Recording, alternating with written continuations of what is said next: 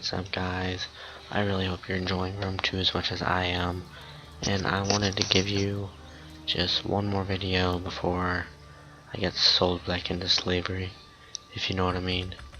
It's gonna be a quick little, by quick I mean bloody 15 minutes, because it's just a random and a quick battle. So he decided to spam infantry, and I took a balanced army, so of course I had to skirmish him to death. So yeah, it's not gonna be extremely quick. I may actually just like stop commentating in between the self-explanatory parts because I don't really have that much to say. I hope you have been liking our Rome Total War 2 videos we've been putting up. We've been putting up just about as much as we can. I've been super busy with school on the weeks, so the weekends are about the only time I have time to actually play. And but it's pretty fun. We're liking it. It has a bit of balancing issues, and the cav and the infantry kind of don't work sometimes, like with the charges and whatnot. But I think they might balance it out, and I think it'll be a pretty good game and be a good substitute for Rome 1. We would like to know what you would like to see more videos of. If you'd like some Rome 2 campaign, or quick battles, or historical battles, or just more online games. I mean, I'd even be willing to do some Rome 1 if you're feeling nostalgic like. I got on there today actually and played a 31k game with some dudes, and it's nice to see that the game still has like a semi-alive community.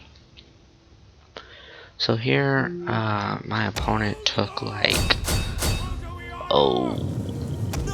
18 pikes or so. No, he had hidden cavalry. Never mind, yeah, he had hidden cav, and I did not even see it. So that was kind of awkward when I looked over and saw my cav had been charged. Luckily, I had heavy cav and his was only light cav, so they were actually able to not get owned by that charge. But you'll see that in a while.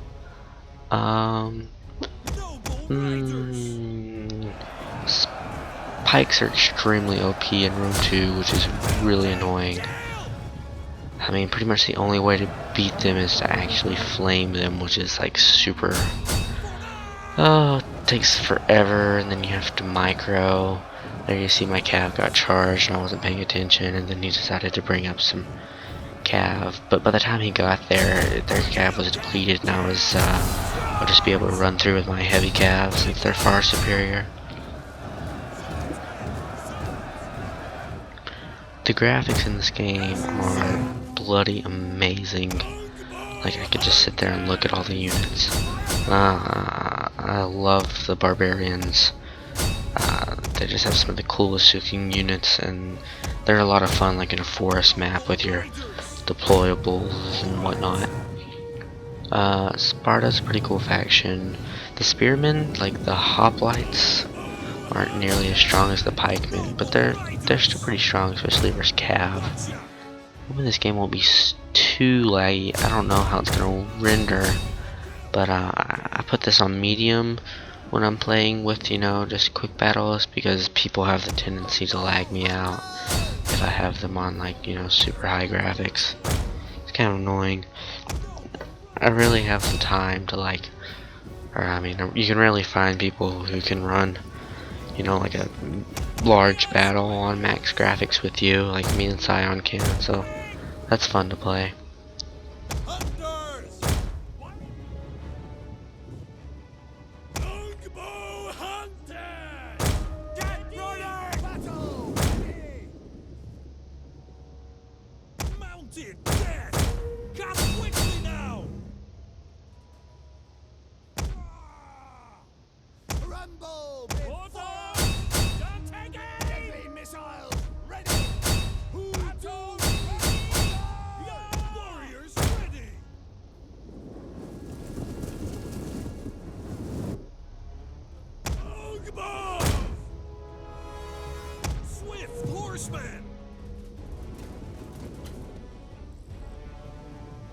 So like over here you can see I saw that he isolated his general far from the other troops. So what I'm going to do is just go ahead and charge in with my 2 berserker units and then have a mass cav charge in the rear. And I don't even think his men weren't in phalanx mode when I did this, so they died. But man, that Spartan morale is like ridiculous, because it's kind of ridiculous. Like over here you'll see I went and charged him with all my units right there, and they just like stop. And that's what I was talking about, like the calves kind of broken. You can see like once they charge, they just like sit there and set the first 4 men on the row. That unit camp is pretty cool though. I like that. I like that a lot, especially when you're first gonna get like a charge in from the cav unit. So I'm just gonna skirmishing around, just messing around there, pulling back my infantry, driving them crazy a bit. And it's rewarding, I mean, once you win, but it's kind of a pain. I got on there to do a quick battle, and it ended up taking me 15 minutes because I had to skirmish so much. I mean, I don't know when these people are gonna learn to take balanced armies. I mean, you figure they watch, you know, like Prince of Macedon so much they'd learn something, but apparently not. So I probably won't be doing too many more quick battles. I mainly just did this one because it's like the only game I had recorded, and I want to get a video up before school starts again tomorrow. Hopefully I'll be able to play a bit more this week, but I doubt it, seeing as how we have tests and other paraphernalia. Yeah, it kind of drives me crazy. I like doing clan battles with the different clan players and stuff. You just have a lot higher like skill level, even though we're all new at this game. It's just, you know, things we've learned from Rome 1 about balanced armies and skirmish armies, even though some of it doesn't apply here. Like, you know, pikes are so strong that stinking pikes destroy like almost every unit, unless you can catch them on the flank like I did this guy. Then flame them. They do have weak morale, that's about the only thing, so you can flame them. One of the things I don't really like about the game is the archer's range. I find it a bit ridiculous that it's so short, and I find it even more ridiculous that stinking slingers have a bloody longer range than archers, which is just like makes no sense whatsoever. Yeah, like, and just give you a couple stats about the cav and whatnot. Aspis Companion Cav beats pretty much every cav unit in the game. Actually, every cav unit in the game. They completely destroy Royal Cataphracts, and they even beat armored elephants 1 vs 1. So those are like super strong. The best pike is actually going to be the Hellenic Royal Guard, which I think Egypt and Epirus has them if you pre-ordered and got the Epirus Greek city pack thing.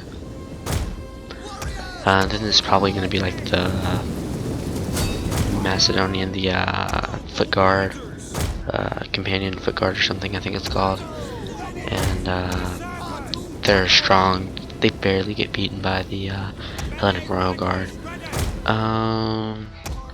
That's about all I figured out yet. It's about those pikes. Berserkers aren't nearly as just like OP as they were in Rome 1 as far as like routing things go. Like these berserkers are more well balanced, and I really like them. They're like 8 foot tall and stuff. Like in Rome 1, it's a bit ridiculous. Yeah, the barbarian factions are my favorite because they just look awesome, and I love using them in the forest and sneaking about. At first I didn't really like the way you can't see you know, units, if your units can't see them, but I've come to actually like it quite a bit. Yeah, pretty good. I'm just gonna stop this commentating here, and I'll pick up towards the end of the game, I guess, because I'm running out of things to say and I don't want to babble. Yeah, so